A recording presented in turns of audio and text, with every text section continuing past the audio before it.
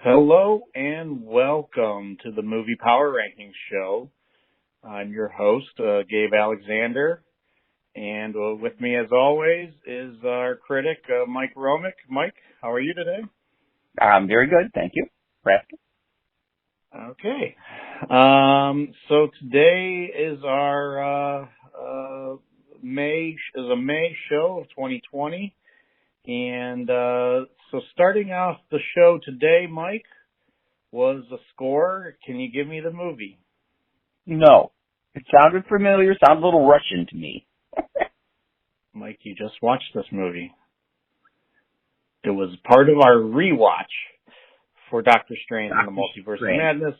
This is the first Doctor Strange theme from composer Michael Giacchino, which we always mention him numerous times on the show. So ever busy and a terrific composer. So yes, that was from Doctor Strange, the 2016 movie, I believe. So, and all right, so then next on the list today, Mike, is we're going to get into errors and omissions from the last show. Our last show was the summer movie preview show. And the error that you couldn't wait to tell me about was that I got The Gray Man.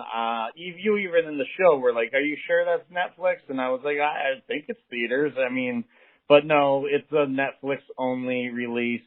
So The Gray Man again is a Netflix release in July.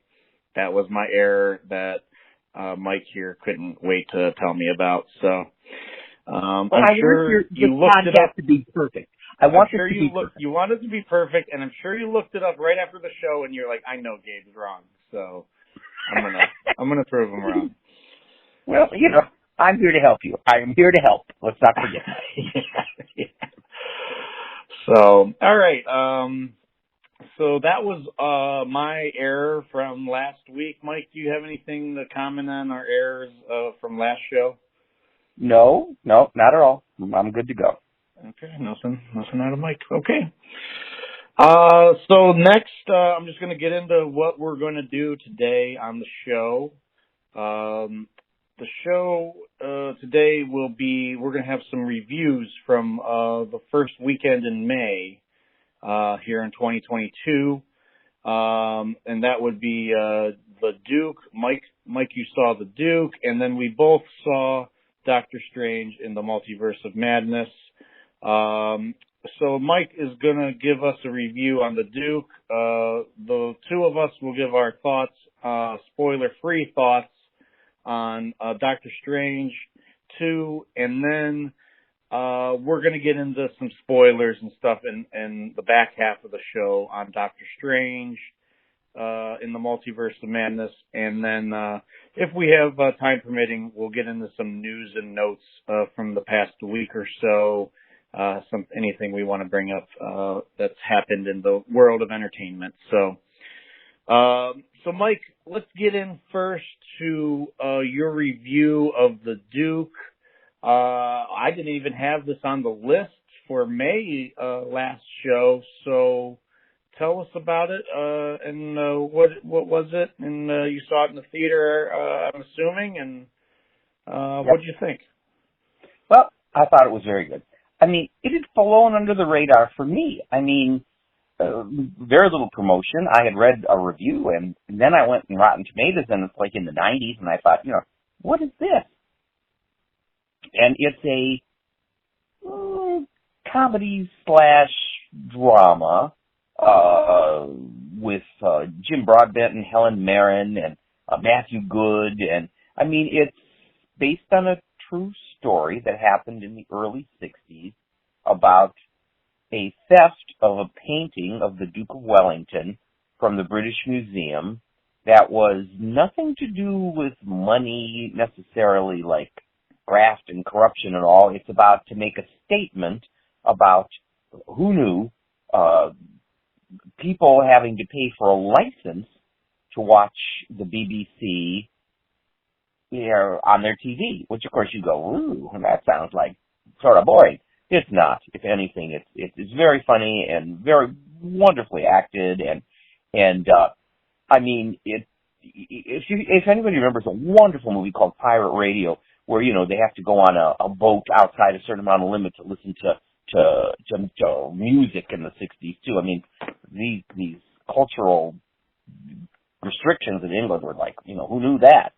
But I mean, it's wonderful in every way. You don't know what's going to happen.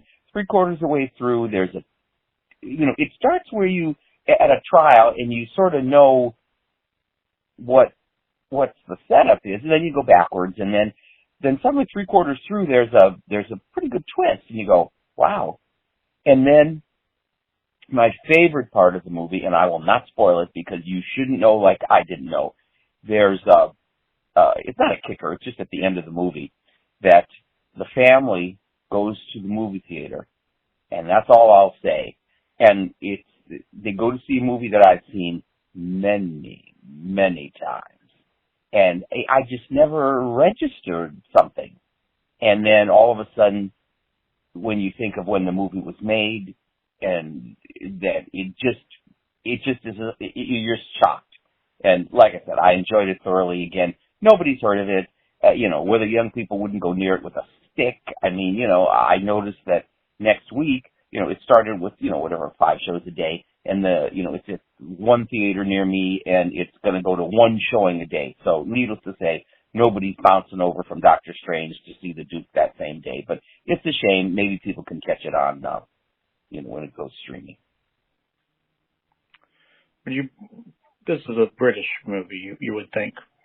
Oh, yeah, British. I mean, because the story, I assume, in England is, whether it's remembered is something else, but certainly remembered by people of a certain generation because this theft was such a front-page thing in the day. And, but like I said, I never heard of not only the movie, I never heard of this theft. Well, sounds like a nice little indie from the UK, and right. Not going to do any business when it's not a dime. In England, maybe. Yeah. I mean, it's the competition this weekend was, no one's going near this, and different audiences altogether. But I think the audience that would go would be scared to go because of Doctor Strange, and it was true. I had to wait in huge line to get my ticket. So. Yeah. Okay, Mike, are you ready to get into Doctor Strange and the Multiverse of Madness? I am ready to get into our Multiverse of Madness, yes. Okay. I mean, all right. Just prepare for your head to spin, because we might go deep here into this. Deep. But first, let's just get our initial thoughts, spoiler-free. Give me what you thought of Doctor Strange. You're not as big of a Marvel nerd as I am, so, I don't know if my recommendation was to watch the first Doctor Strange, which I think you told me you did. I did. You did. And then I even got to get through WandaVision again. Did you get through WandaVision, or you had just seen it before, though? Yeah, right? no, I just recently seen it, and we talked about this. I watched 2 episodes, and I was not impressed. And then after you had watched the whole thing and said I should go back and do it again, and the reviews had been really good, I did, and I really enjoyed WandaVision once I got into the spirit of it and realized kind of, what was going on. At first, that takeoff on the Dick Van Dyke show, I go, people said it was the witch. No, it was Dick Van Dyke. But again, it's like, I didn't get it. And then, once I got into the story, I did and really liked it. And that is, it is good to see the first Doctor Strange, but it is even better to watch WandaVision or rewatch WandaVision before seeing Doctor Strange. And what I really, I enjoyed this Into the Multiverse of Madness. I did. It was, as some reviews have commented, it's too busy. Well, it's certainly busy. And it's also action-packed. I mean, from the get-go, it isn't like Batman where you wait and wait for something exciting to happen. I mean, you're right in the midst of things. And, I can't say I certainly understood everything. It wasn't until you had passed on that Rockstar YouTube store or YouTube channel, and I listened to that for well over an hour, plus the stuff about the kickers. And, it really helped me. But, there's so much I didn't get, the Easter eggs and stuff. Of course, there's many things I did get, being relatively familiar with Sam Raimi and having seen almost everything out of the MCU. I mean, I just sort of went with the flow, and as such, I enjoyed it. I mean, there'll be people like you more familiar with the Marvel Universe that are going to get more than I did, but me not being so much, other than, skimming over the surface of the movies and stuff, not sitting and reading all my comic books, graphic novels. But again, it's very enjoyable. Cast is good. Production is, it's, as we sometimes call it, CGI hell, but it was very well done. But again, there's a lots of fun to be had, and certainly dark elements that haven't been touched on before, shades of Sam Raimi. But it was a good time, having, done a lot of research after the fact, trying to avoid all the spoilers I could. I'm interested in seeing it again I would have a different take on it. What about you? I would say, I have a question before we go into my thoughts. Did you think you could see Sam Raimi's fingerprints on this movie, right? Oh, I mean, all over. And would you almost put this in the horror category? I know Kevin Feige from Marvel wanted to kind of do a horror movie for Marvel. Would you think this is a horror movie? No, I would not. I mean, there's horror elements. I mean, most of Sam Raimi's stuff are sort of like horror comedy type things, whether the Evil Dead. But again, no. I mean, there's certainly horror and dark elements that are there that are much stronger than in the other Marvel Universe items. But again, no, I would not call it a horror movie. I mean, I think there's things that are, little kids will be upset with, but I'm the little kids would, get the movie. I mean, we're not talking, it's the ideal thing for, kids that are, 5 or 6. I mean, young teenagers or kids that are familiar with the material would certainly enjoy it, but, they're not going to be, grossed out by the horror and all. But, it's, people were saying, why did this get a PG-13? I mean, oh my God. It's like, no, I would not call it horror. Would you? No. I mean, it's a fantasy action is where I would classify it, but it also does have horror elements, yes, and that's kind of the Raimi touch there, I think. We can get into later in the show all the speculation and all the things that came along with this movie, but my thoughts initially are, now I'm a big fan of Sam Raimi. I know a lot of people are not, and I don't know. Mike, you might not be the biggest Raimi fan, but I'm about to rattle off some movies because I am a big fan of his. Like you said, you have Evil Dead 2, Army of Darkness. A movie I like really much from my childhood is very much from my childhood is Darkman with Liam Neeson. Oh, that's a Sam Raimi movie. There's other ones he did, like dramas like The Gift and A Simple Plan. I like those movies. I'd recommend those. I like both of those. Very un-Sam Raimi movies, too. Yep. And then you had Sam Raimi did the Spider-Man trilogy with Tobey Maguire. I enjoy the first two of those very much, and the third one, is not so bad if you haven't revisited it in a while.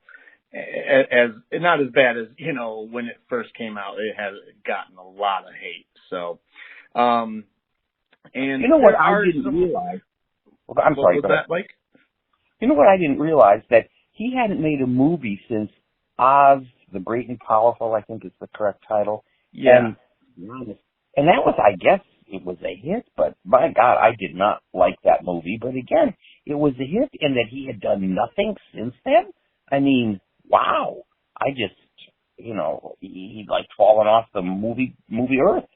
Yeah. I did not enjoy Oz the Great and Powerful as much as his other films, but Drag Me to Hell is another one I like and enjoy. That's very Sam Raimi and very good. Yeah. Yep. And maybe during that time off, I know that they did a Ash versus the Evil Dead show, and he might have been involved with that somewhat. And I think he was somewhat involved with the Evil Dead remake that came out several years ago. Okay, what did you think about those? The remake and that? I didn't even remember that TV show at all. I watched maybe an episode or two of that Ash versus the Evil Dead. I think Bruce Campbell comes back for that. And do you recall what channel that was, or was it? I know it's on Netflix, but I think originally it was like Sci-Fi Channel or one of those kind of obscure cable channels. I'm not sure. This could be my errors and omissions. But let me look it up just for laughs while we're talking here. I don't even remember that at all. I mean, my God. But yeah, and then the Evil Dead remake wasn't bad either. I thought that was a pretty scary movie, and Stars is Ash versus the Evil Dead. Stars did that. And yeah, it looks like Raimi wasn't in that, or involved with it. Bruce Campbell does star in it. It started running in 2015 and ran through 2018, so I think that's 3 seasons. Oh wow, amazing! But again, I didn't have Stars. I still don't have Stars. Yeah, but I think it's on Netflix now or another streaming service, so you can check that. But who did the remake of Evil Dead? That was Phoebe Alvarez, I believe. I'm going to look it up really quick, but I think I'm right. And you said that was okay. Yeah, you didn't see the Evil Dead remake? No, I did not. I think I definitely could recommend it. I mean, if you like the Evil Dead, Phoebe Alvarez. It came out in 2013. And was it like a remake of the first one, or did it encompass three of them? I think it was just a remake of that world where it's, the cabin in the woods, and, a bunch of teenagers go there and, get tormented, basically. So, Sam Raimi, it looked like he was a writer on the Evil Dead remake. Wow. Okay. So, yeah, I mean, Raimi I like. And so with this Doctor Strange in the Multiverse of Madness, my thoughts are I like this movie. I think I want to see it again just to catch some things. When we opened the show, Michael Giacchino did the score for Doctor Strange 1, and Danny Elfman, I caught in the credits, did the score for this, and I really couldn't even recall any of the score because I was very involved with looking at the details in the story and the plot line and all these. I was looking for things in this, multiverse anytime they were switching multiverses and stuff. And really what a good soundtrack should do, what a good score should do is, not be invisible, but to be, to enhance what you're seeing without sticking out like a sore thumb. I think of the ultimate is Butch Cassidy with Raindrops Keep Falling on My Head. Has nothing to do with the movie. Stops the movie cold. And of course it was a huge hit, won the Oscar. And I remember Paul Newman went to a screening early on and said, I'm going to take that song out. And of course Paul Newman later on admitted what a mistake that would have been. But when you have something that sticks out like that, I mean, is that necessarily good? Well, sometimes it helps the movie. And you have Dr. Zhivago, which I love, and everybody remembers that score, or Lawrence of Arabia. But again, that also enhanced the movie. It wasn't something that was, out of the element of the movie. No, so Danny Elfman did the score on this one, and again, it's just something I want to look for when I do a rewatch of this too, because I don't even really remember much of the score. So, but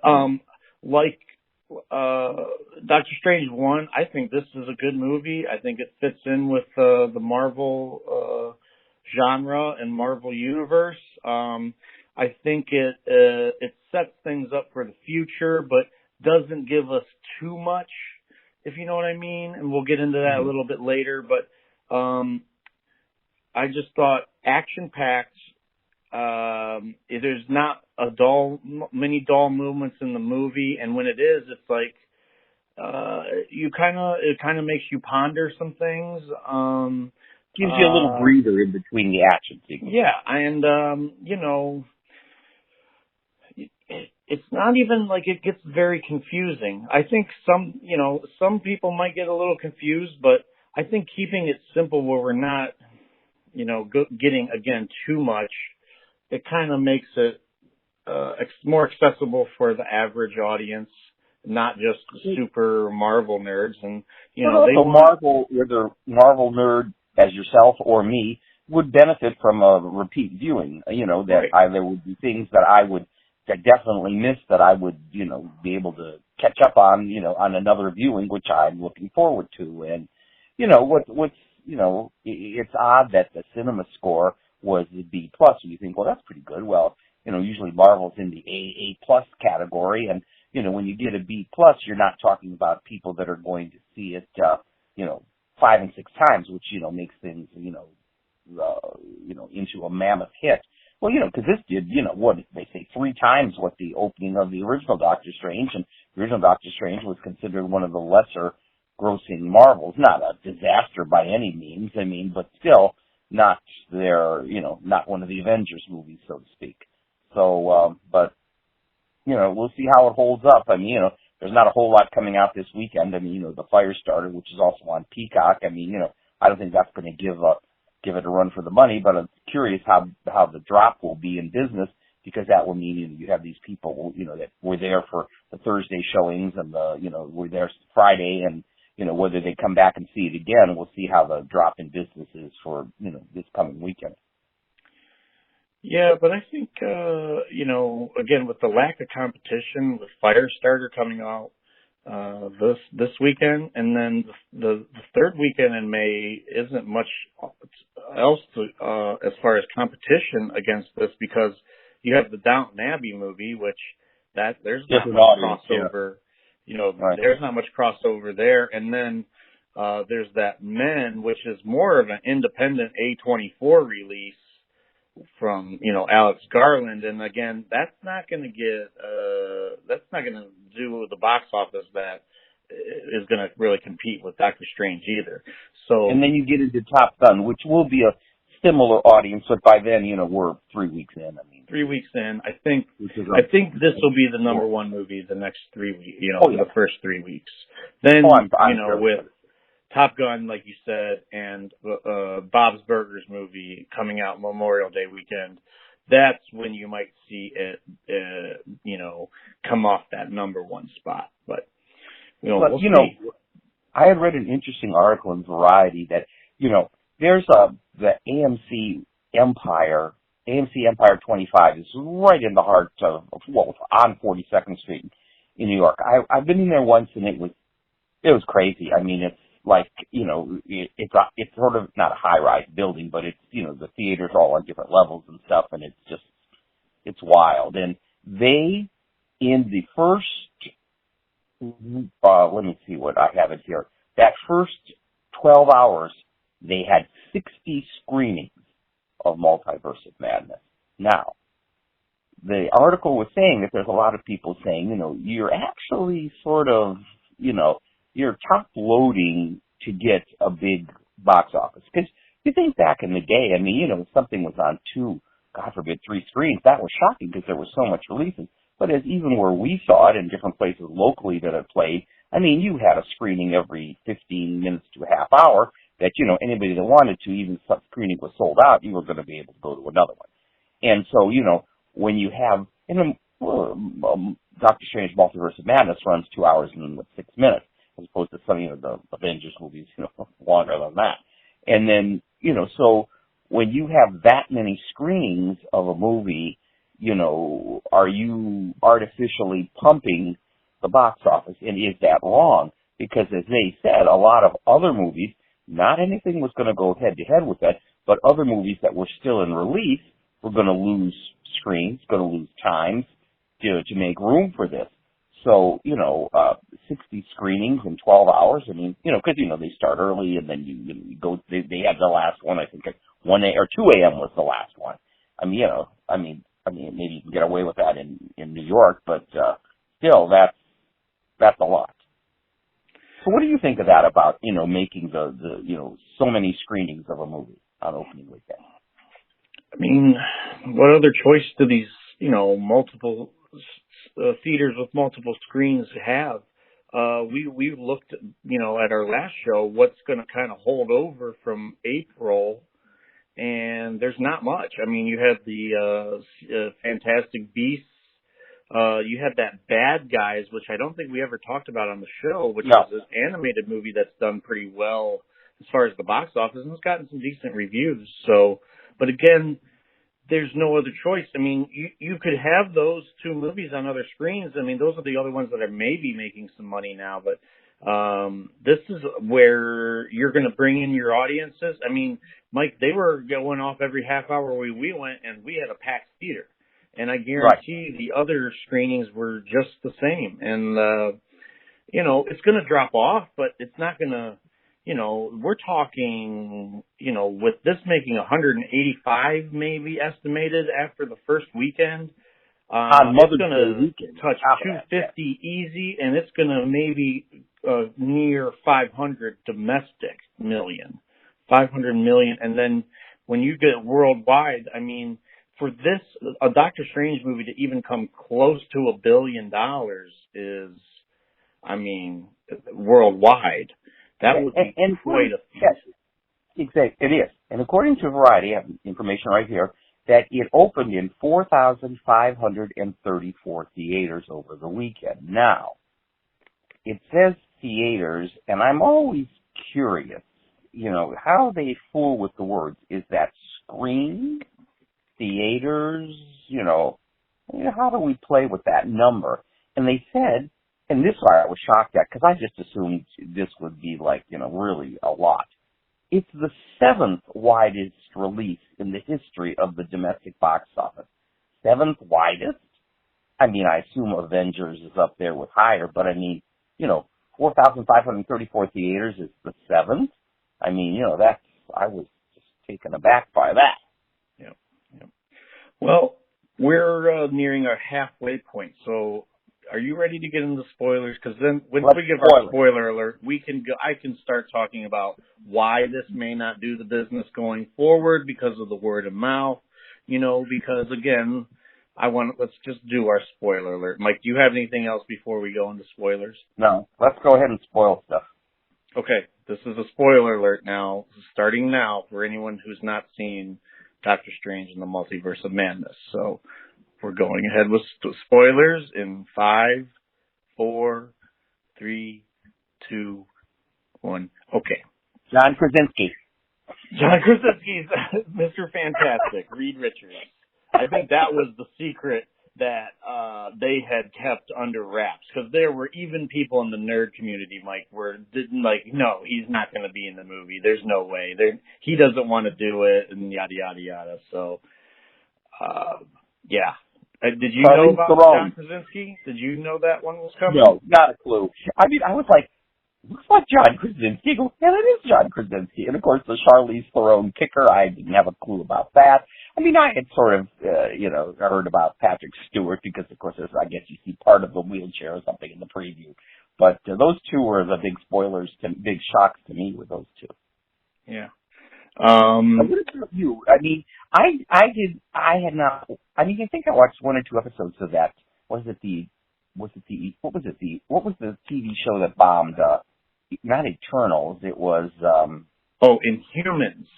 Okay, yeah, because Black Bolt is in this too, and he was from the same actor. Anson Mount is from the show Inhumans, and he's Black Bolt here in the movie. And see, that wasn't like a big shock to me because I didn't remember who that was. Yeah, but that's like a deep cut for us Marvel fans. Yeah. Like we're like, yeah, that's the same guy from that Inhumans show that they had on ABC. I don't even recommend you watch that at all. I saw like first 2 episodes. It was stupid, but I always loved Haley Atwell as Yep, Captain Carter or Captain Britain. I don't know I can't even remember. I think it was Captain Carter. The show was called Agent Carter, and she was wonderful, and she comes to an unfortunate end in Doctor Strange, the new Doctor Strange. But of course, it's a multiverse. She'll be back another one. So no, I don't think anything they did in this is really going to count. I mean, well, we'll see, because I'm going to go into speculation on this later. But I got to shout out, because New Rockstars, their breakdowns, Mike, you mentioned it earlier. It's called New Rockstars, but their videos are almost required viewing after seeing this, because it's just like, you get they get so much more detail than even going in, and they must let them have access to screeners, because I would need to be able to pause and write things down if I were to do some kind of breakdown like that. I couldn't do it in the theater. That was so helpful to me. I mean, that was over an hour, plus the separate show about the kickers. I mean, there was things, I had no clue, little things he paused on and stuff like that. It was very, helpful to someone to me that, like you said, is not a Marvel nerd. And I think I just sent you, I don't think you have a chance to read it, but an interview out of Variety with the screenwriter who's doing the new Star Wars. I mean, I was like, and talked a little about that. But again, they talk about a lot of people are upset with making Wanda a villain, more or less. She's the Scarlet Witch.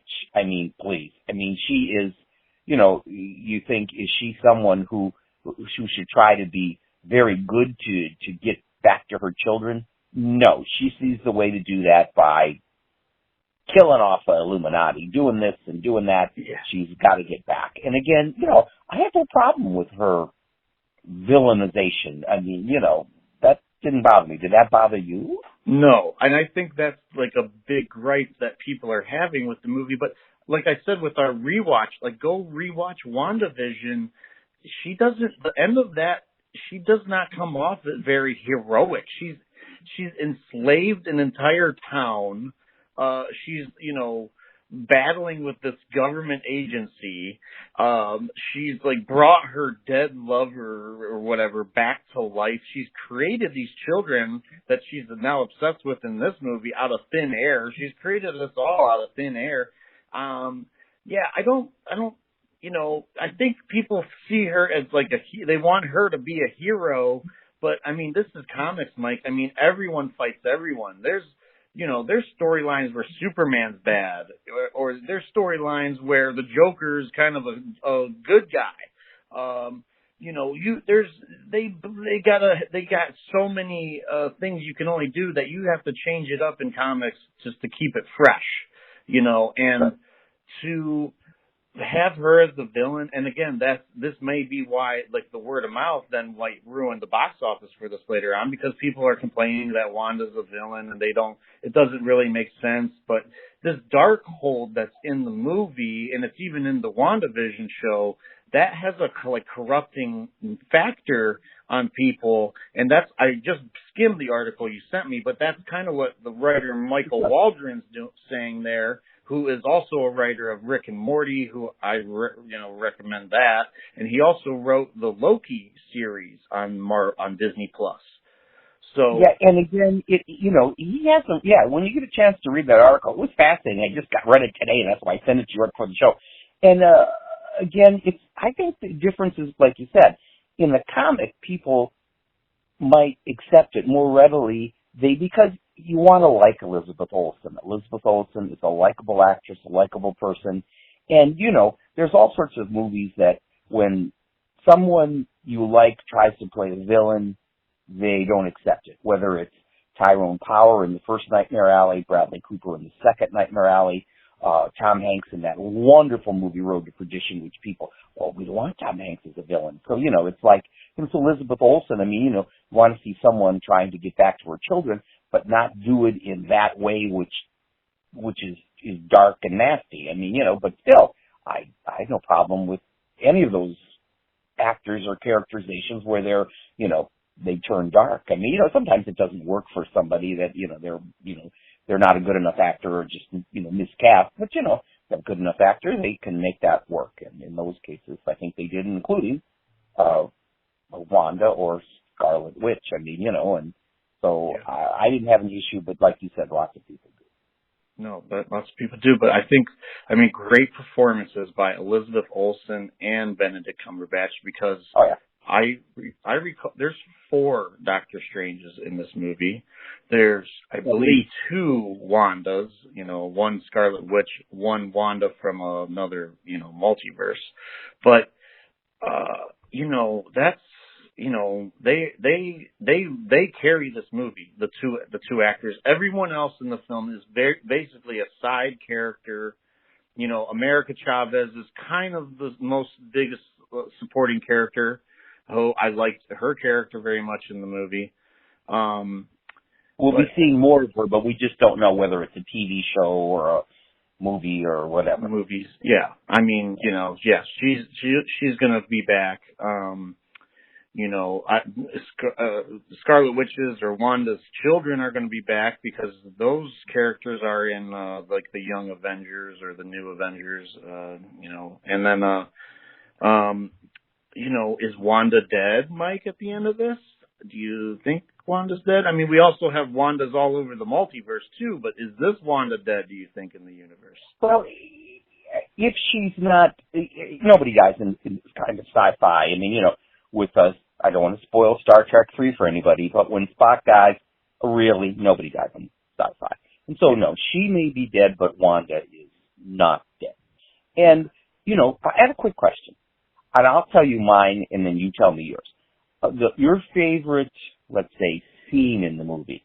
I remember most fondly with them fighting through the different multiverses, where, you know, they're cubists, they're paint, they're, you know, I just thought that was terrific when they were, you know, going through that. It was a fairly quick scene, but it was like, that really stuck with me, and I was like, you know, woo, wow, wee. Yeah. That sequence was great. They turned into like a cartoon. They turned into, there was a world where just like run by these robot droids. It was just, that, you, again, on the rewatch, that's kind of what I want to look and see, like, what is, you know, what's what, like, there's a dinosaur world. I mean, right. Yeah, it's, I like that my scene, and a lot of people have kind of complained about this, but, the scene, I love when he went to the last Doctor Strange he encountered, the one with the third eye. I love that whole sequence where he's coming up to the house, or that, you know, the whatever that sanctum is in New York, right. But it's all by itself, and it's like an ocean flowing into it, and it's all just breaking apart. And and then he goes up the stairs, and he meets the other Doctor Strange from that universe, and then they have the duel with the music, and they're throwing like notes at each other. I thought that scene was just very creative to me. I mean, not, you know, a lot of people complained about it too, and I thought it was very creative and fun. And then he kills that Doctor Strange, and you know, and then he gets a third eye because he starts meddling with that Darkhold book. And so that's the thing at the very end of the movie, is you see he gets the third eye, and you know, watching the New Rockstars breakdown, because you and I were discussing after the movie, like, what does that eye mean? And I was like, well, maybe he can see, he went through this hero's journey, and now he can see, you know, and just like that other Doctor Strange. But no, what New Rockstars was saying is that it's the corruption of that Darkhold book that has now given them, they're damned, is basically what that third eye means. And those dark souls that he had attached to him and attacking him, you know, that has repercussions. But that's also in that Rockstars, when he talks about when in the first Doctor Strange, where he yells at Tilda Swinton's character, you know, you went to the dark side, and then more or less that's the same thing. Doctor Strange goes to the dark side, and that eye, you know, where you and I discussed right after the movie, well, you know, did that necessarily make him bad? Well, you know, when it's explained in that way, you realize, well, yeah, he went over to the dark side, shades of the Scarlet Witch, went over to the dark side, and that is, you know, his, I don't know if punishment's the right word, but that's the residual of that. And, you know, that doesn't appear to be, that's going to be a good thing, whether he's able to control it or, you know, who knows. Yep. And then, I mean, you know, then the sequence where she kills the Illuminati. I mean, first Black Bolt, she makes his head implode by giving him a whole Neo Matrix trick, you know, and then just like unravels Mr. Fantastic, you know, John Krasinski just like ravels him like noodles or something, just like, I think what it might have, I have to rewatch. I think each hand and feet start to kind of unravel, and what I think she's doing is she's pulling apart each one of his fingers and splitting them until she finally gets to the head, and then she pops the head. I mean, wow. You know, there's your horror. And then, you know, then she has the battle with Lashana Lynch is the Captain Marvel in this, and she's the 007 in the Bond movie, the No Time to Die. And then she was also in the Captain Marvel movie, but she was the best friend. She gets it, but I don't think that character's dead when she gets like collapsed the statue on her. I don't know if that character's dead, but the Captain Carter getting cut in half with her own shield. Oh boy. Well, but is the Illuminati only in one universe? I mean, if it's killed in one, does that mean that it's killed in another? Do you believe it is? So here's where this may be going, Mike. And then the last death was the Charles Xavier getting his neck snapped by her, by the Scarlet Witch. I mean, I don't know if this is for kids. I mean, just, but anyway, so here, another YouTube channel I like, and I'll name drop, is The Den of Nerds. And he has been speculating that this is where this is going. The next Avengers event will be Secret Wars from the comics. And what that is, Mike, is in one way or another, they're going to bring all kinds of characters from the multiverse. And they're going to bring them into either like one realm or one world. You know, in some comics it's called Battle World, where you could get, there's this Beyonder, and in some cases it's Dr. Doom, and they're collecting teams and characters from all over the multiverse, Mike. So, yes, you could see this team come back in a Secret Wars movie, along with our Avengers that we know, and maybe the Fox X-Men, and maybe the Fox Fantastic Four characters. Because I've heard that, you know, there was the talk of a Tom Cruise cameo in this, and apparently it was cut because they want to save it for later for a bigger event, kind of like Avengers Secret Wars. So that's speculation where this may all be headed. Is this a movie that's like in production, or are we talking this is what people would like to see happen? This is a nerd speculation, Mike, but this is educated nerd speculation on where Kevin Feige and Marvel are heading down the road with this. Because what is our next? Go ahead. I'm sorry. Our next films coming up are the Thor movie in July. Right. The Black Panther 2 movie is slated for November of 22. Then we just had a switch with, you know, we might as well go into our news and notes here. We just had a switch. So Ant-Man is now coming out in February. Ant-Man 3 is February of 23. And then the Marvels, the Captain Marvel sequel, is moved to July of 23. So, and then eventually you're going to get Guardians of the Galaxy in 23 as well. Guardians Volume 3. So that's kind of the next 2 years. There has been no announcement for another Avengers movie, but the speculation is that's where this is all headed, is a Secret Wars or a Battle World type scenario. Because, again, if you watch Loki, where they explain of the multiverses kind of, you know, bumping into each other in that little sequence, and and having a multiversal war, if you remember, that's kind of what's probably going to happen, where we're going to see teams like this Illuminati team, but we're going to just see it on a larger scale where there's multiple teams and they're going to try to bring back old actors from other franchises, and they could bring back the Tobey Maguire and Andrew Garfield and have a Spider-Man team. I mean, that's kind of, I mean, they're going to try to one-up Avengers Endgame. And if that's how you do it, you know, that's what you do, is you bring in all these multiversal things where, you know, the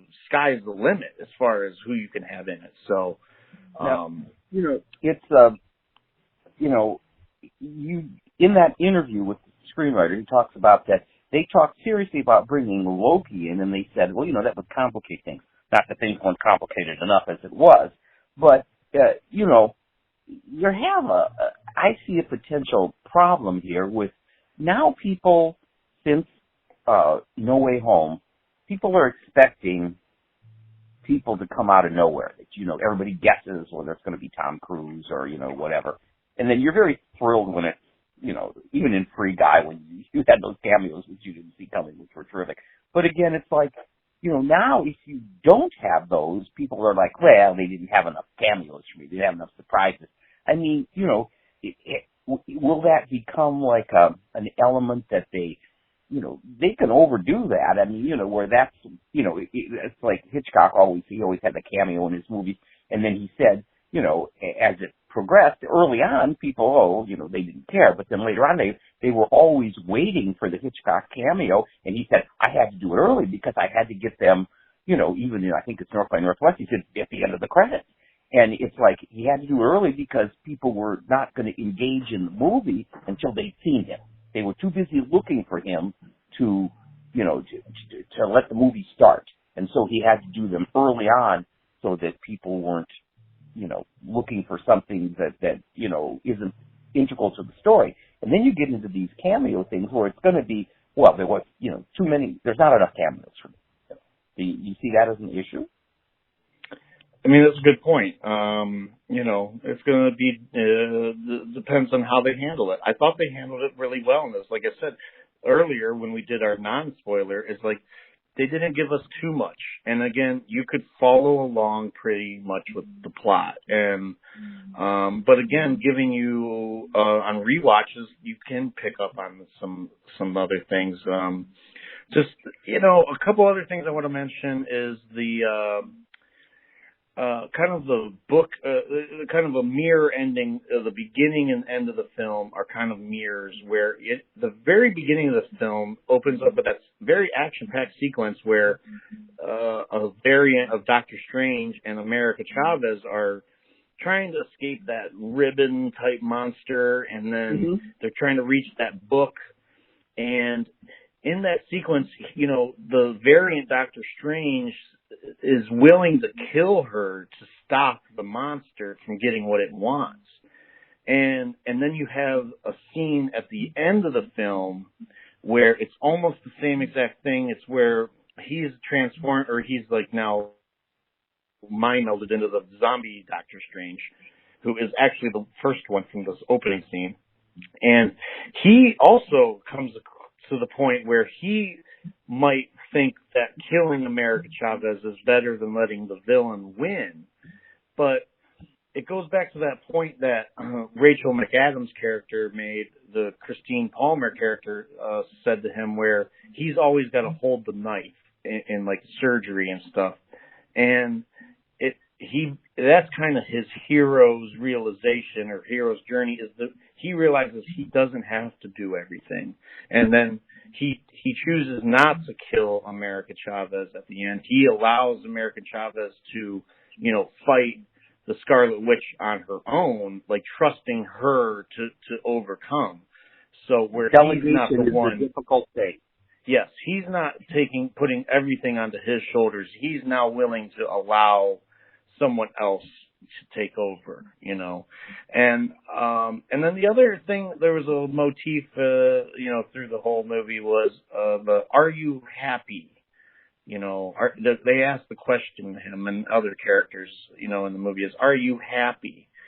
And I just thought it was interesting, a little philosophical kind of question in there, and what makes you happy in life, and the Charlize Theron thing at the end there, because we find that he doesn't ever make it with Rachel McAdams' character in any of the universes, but the Charlize Theron character, Mike, if you watch the new Rock Stars, is that character, and they end up getting married in the comics. So wow. Is he on his way? Is he finding kind of happiness by the end of this movie? Even though he's taken a dark turn, he's also happy. So I got a question, Mike. Are you happy? Yes. Yeah. I am. Are you happy? I would like to think so. Yeah. Certain days you don't want to ask me that question. I will not give a good answer. Yeah. Another thing I read in that interview at the very end is our screenwriter was the best man at the wedding at the end. Yes, I did catch that as well. I have one more question I said we were going to talk about. Is there a Fantastic Four curse? Well, it's because John Watts, the director of the Spider-Man Homecoming trilogy, he was slated to direct that Fantastic Four movie for Marvel, and he's now left the project. But the speculation is, Mike, is John Krasinski might step in and direct, because he did such a great job with The Quiet Place and Quiet Place 2. Now, let's go back to Fantastic Four. Was it not initially was there a TV show, or was it just an animated show back in the day? Animated show I'm aware of. There was a attempt to do a movie back in the day, but I don't know if that was made. I mean, I know there's a really bad Captain America movie out there, but we'll have to fix that on our airs. But yeah, I know there's an animated show.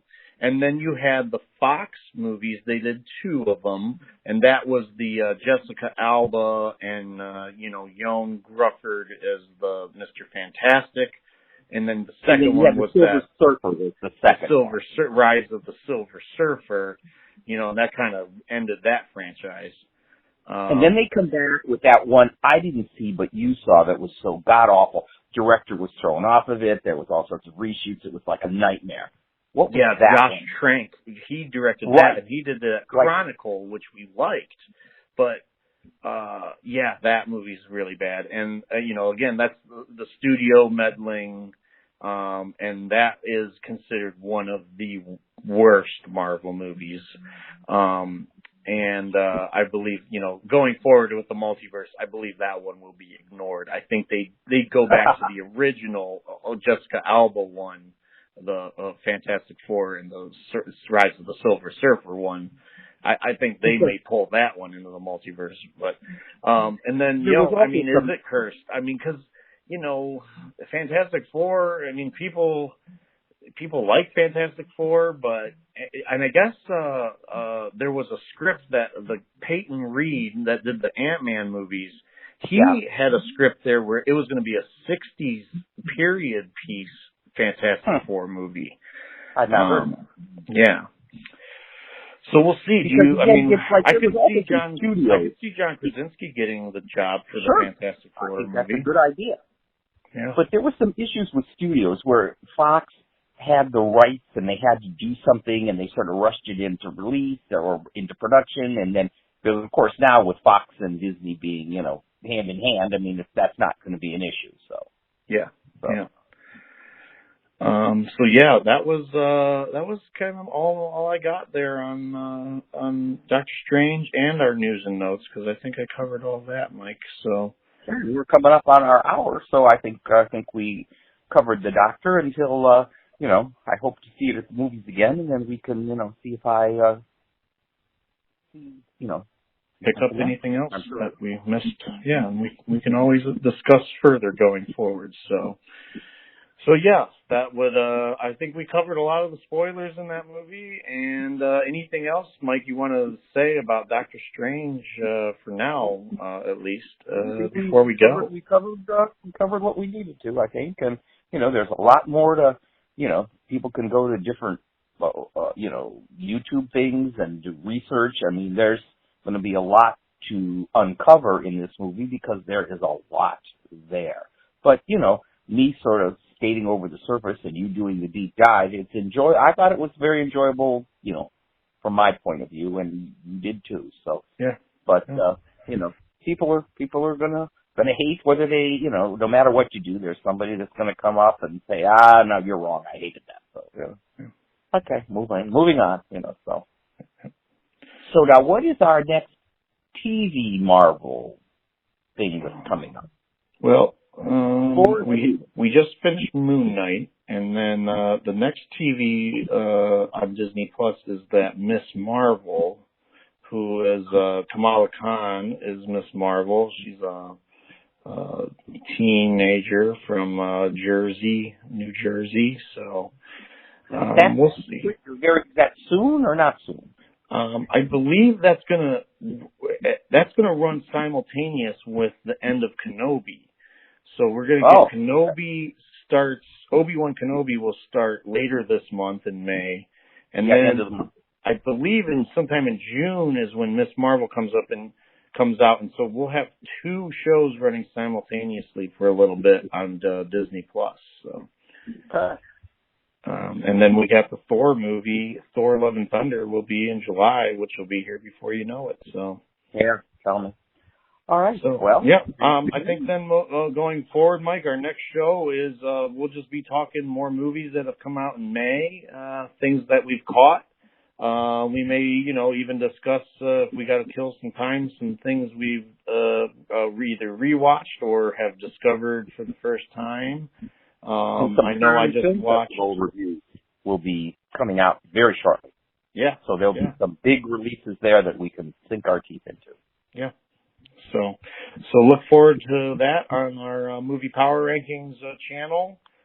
Make sure to like and subscribe our videos, and so we can get out there and reach more people, and so we can keep providing this good hopefully we're doing a good service to film fans, no matter what your level of fanhood is.